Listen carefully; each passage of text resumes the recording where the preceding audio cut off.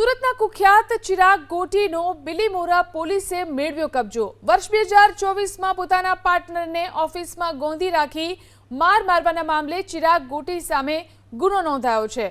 બિલીમોરા પોલીસે ચિરાગ ગોટીને સુરતથી transfer warrant લઈ અને પોસરી ગામ લાવી અહીં ચુસ્ત પોલીસ બંદોબસ્ત વચ્ચે ચિરાગ ગોટીને સાથે રાખી અને રિકન્સ્ટ્રક્શન કરવામાં આવ્યું। ધંધામાં 11,000ની ખોટ આવતા તે પૈસા પાર્ટનર પાર્થ મિયાણીએ લીધા હોવાના આક્ષેપ સાથે તેને ઢોર માર મારવામાં આવ્યો। વિડીયો શૂટ કરી સોશિયલ મીડિયામાં વાયરલ કર્યો।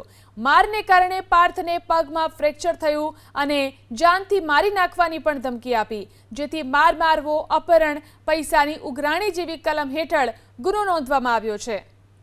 અહીં ચુસ્ત પોલીસ બંદોબસ્ત વચ્ચે ચિરાગ ગોટીને સાથે રાખી અને રિકન્સ્ટ્રક્શન કરવામાં આવ્યું। ધંધામાં 11,000ની ખોટ આવતા તે પૈસા પાર્ટનર પાર્થ મિયાણીએ લીધા હોવાના આક્ષેપ સાથે તેને ઢોર માર મારવામાં આવ્યો।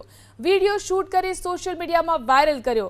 મારને કારણે પાર્થને પગમાં ફ્રેક્ચર થયું અને જાનથી મારી નાખવાની પણ ધમકી આપી, જેથી માર મારવો, અપહરણ, પૈસાની ઉઘરાણી જેવી કલમ હેઠળ ગુનો નોંધવામાં આવ્યો છે।